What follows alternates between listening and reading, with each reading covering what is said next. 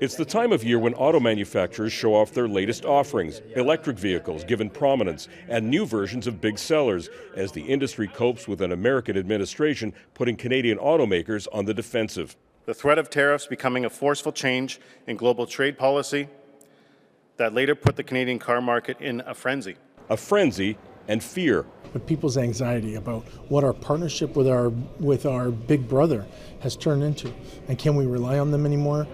Should we trust them anymore? In the years since the last auto show, much has happened in the Ontario auto industry. Some companies have moved production to the U.S., others have dropped shifts here, and still others like Toyota have stayed the course.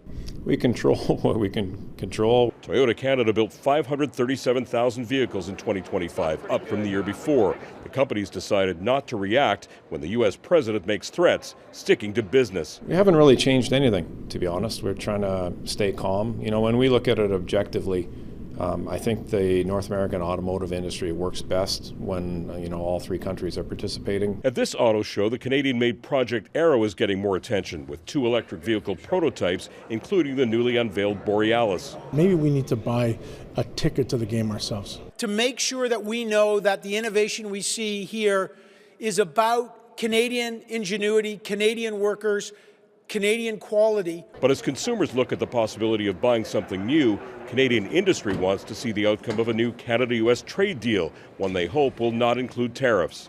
Companies made huge commitments to get to the content requirements when the agreement was negotiated.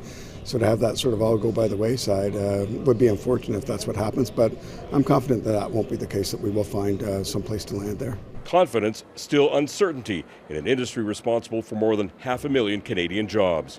Seán O'Shea, Global News.